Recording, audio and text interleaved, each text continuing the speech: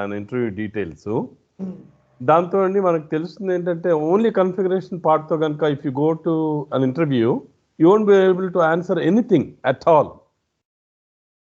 ఇట్లా అయితే అట్లీస్ట్ వాళ్ళు అడిగిన దానికి మనకి ఏదన్నా అసలు అర్థమవుతుంది, మనం చెప్పేదానికి ఒక రీజనబిలిటీ సెన్సిబుల్నెస్ ఉంది. 5 సంవత్సరాల ఎక్స్పీరియన్స్ పెట్టుకుంటాను, డాక్యుమెంట్ తీసుకుంటా అంటారు, ఏంటి ఉపయోగం చెప్పండి, ఏం ఆన్సర్ చేయగలరు?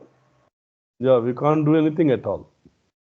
ప్రాజెక్ట్కి వెళ్ళి ఏం చేయగలరు? ఫైర్ ఎందుకు అవుతున్నారండి? ఫైర్ అంటారు ఎస్ఏపీలో, ఫైర్ ఫ్రైర్ అంటారండి, అంటే ఫ్రైడే తీసేస్తారు జాబ్ ని. మనం తెలుసుకోవడం వల్ల మనకు రియల్ టైం కన్సల్టెంట్ గా ట్రీట్ చేస్తాం. కాన్ఫిడెన్స్ బిల్డ్ అవుతుంది ఫస్ట్. అట్లీస్ట్ 6 నెలలు జాబ్ చేయగలరు. నేను ఒక ఎఫ్ఐ కన్సల్టెంట్ సర్వెక్స్కి వచ్చాడండి, అసలు జీరో అండి, బ్యాంక్ లో పనిచేసాడండి, బ్యాంక్ లో ఎఫ్ఐ కన్సల్టెంట్. 5 నెలలు అయిందండి జాబ్ జాయిన్ అయ్యి, మళ్ళీ జాబ్ అప్లై చేస్తున్నాడు ఇప్పుడు.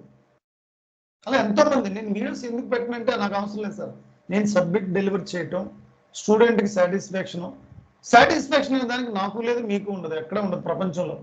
జాబ్కి వెళ్ళి జాబ్ చేసుకుని దాని మీద ఎర్న్ చేసి కొన్ని సంవత్సరాల తర్వాత వస్తుంది, అది రియల్ టైం ఎక్స్పీరియన్స్ రావాలి, అప్పుడే సాటిస్ఫై అవుతారు.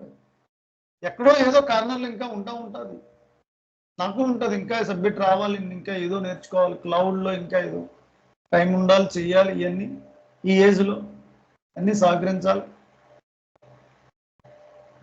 సురేష్ గారు మీ ఒపీనియన్ ఏంటి సార్?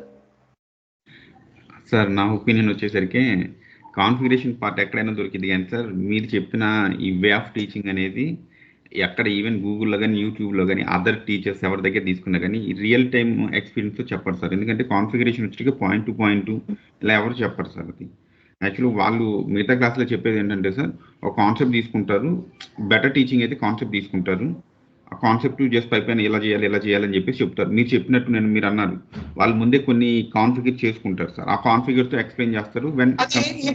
ఎందుకు చెప్తున్నారంటే నిన్న స్టాండర్డ్ కంపెనీ కూడా తీసుకుని చేస్తుంటే అర్థమైంది మీకు ఏంటనేది.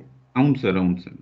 అది చూపెట్టేస్తాడు, కానీ మీరు రియాలిటీగా ప్రాక్టీస్కి వెళ్ళేటప్పుడు జీరోలే అన్ని. దానికి అన్ని ముందే అసైన్ అయ్యి ఉంటున్నాయి సార్, మనం ఏది చేంజ్ చేద్దామన్నా చేంజ్ అవ్వట్లేదు. ఇప్పుడు నేను చెప్తున్నాను, ఇవన్నీ నేను సెట్ చేసి ఉంచుకుంటాను సిస్టంలో, తెలుసా మీకు? ఇవన్నీ నేను సెట్ చేసి ఉంచాను. వెంకట గారు అర్థమైందా? ఇక్కడ 12 పాయింట్లు ఉన్నాయి ఇక్కడ కింద. నేను ఎందుకు సెట్ చేయలేదండి? సపోర్ట్ లో కూడా ప్రాజెక్ట్ లో వస్తే మీరు ఎలా హ్యాండిల్ చేయాలనేది చూపెట్టాను ఇక్కడ. తెచ్చుకోవచ్చు సార్, ఎందుకంటే first of all 5 years experience పెడుతున్నాం కాబట్టి వీళ్ళు బయట ఇన్స్టిట్యూట్ ఎట్లా నేర్చుకుంటారనే ఉద్దేశంతో కాంపిటీషన్ తో వాళ్ళు ఏం చేస్తున్నారంటే ఫస్ట్ స్క్రీనింగ్ టెస్ట్ చేస్తున్నారు sir, is the guys real time or not. ఎందుకంటే రియల్ టైమ్ లో ఎలా ఉంటుంది ఏంటిది అనేది మనం ఇక్కడ నేర్చుకోవడం వల్ల మనం ఈజీగా ఎక్స్ప్లెయిన్ చేస్తున్నాం సార్. అంటే వాళ్ళు ఫస్ట్ ఇంప్రెషన్ బెస్ట్ ఇంప్రెషన్ అంటారు కదా సార్, వాళ్ళు అది ఫస్ట్ అదే అడుగుతున్నారు అనమాట. అంటే మీరు రియల్ టైమ్ లో మీ బిజినెస్ ప్రాసెస్ రియల్ టైమ్ లో మీకు ఇంటర్వ్యూ చేసి కూడా 5 సంవత్సరాల ప్రొఫైల్. నాకు ఇంటర్వ్యూ చేసిన delivery manager sir, delivery head sir interview చేసి. ఆయన ఎక్కడ ఎలా వెళ్ళి ఉంటాడో, ఎన్నో సంవత్సరాలు కన్సల్టెంట్ గా చేసి మేనేజర్ అయ్యి డెలివరీ హెడ్ అవుతాడు. డెలివరీ హెడ్ అంటే ప్రాజెక్ట్ మేనేజర్లు ఉంటారు, ప్రాజెక్ట్స్ తేడానికి వెళ్తాడండి అతను. ఇన్ అండ్ అవుట్ ఈ నోస్ ఎఫ్ఐ ఎంఎంఎస్డి మొత్తం తెలుస్తుంది 3 అతనికి. అలాంటి వాళ్ళు వెళ్తారండి.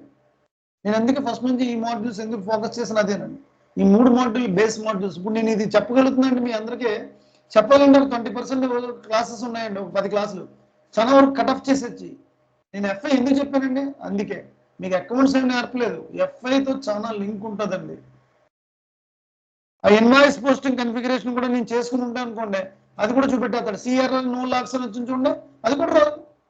ఆ కస్టమర్ ఇన్వాయిస్, ఆ కస్టమర్తో సేల్స్ ఆర్డర్ చేశాను, ఇన్వాయిస్ పోస్టింగ్ అనుకోండి, బిల్లింగ్ డాక్యుమెంట్ క్రియేట్ అవుతుంది, సేవ్ అవుద్ది, అంతే. అకౌంటింగ్ డాక్యుమెంట్, ఎస్డి డాక్యుమెంట్ 2 కనపడతాయి ఫ్లోలో, వ్యూలోకి వెళ్ళి చూసుకుంటే. దట్స్ ఇట్, అంతే. లాస్ట్ పాయింట్ అది, అంతే, అంతకన్నా ఏం లేదు. నవనీత్ గారు మీకు ఎలా అనిపిస్తుందండి ట్రైనింగ్? ఏమనిపించింది మీకు? కాన్ఫిడెన్స్ బిల్డ్ అయిందా? రవి తేజ గారు మీ ఒపీనియన్ ఏంటి సార్? భార్గవ్ గారు ఎలా అనిపించింది మీకు ట్రైనింగ్?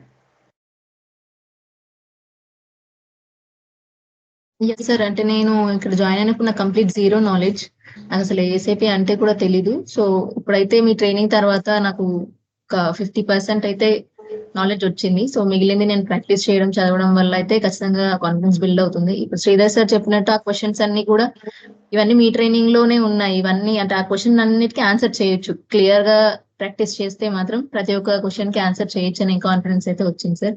సో మీ ట్రైనింగ్ అయితే నాకు చాలా అంటే చాలా యూస్ఫుల్ అయింది. అండ్ మిడిల్ లో అడిగే క్వశ్చన్స్ కానీ, సార్ వాళ్ళు అడిగే క్వశ్చన్స్ కానీ అన్నిటికీ కూడా నాకు ప్రతిసారి ప్రతి ఒక్క పాయింట్ హెల్ప్ అయింది సార్.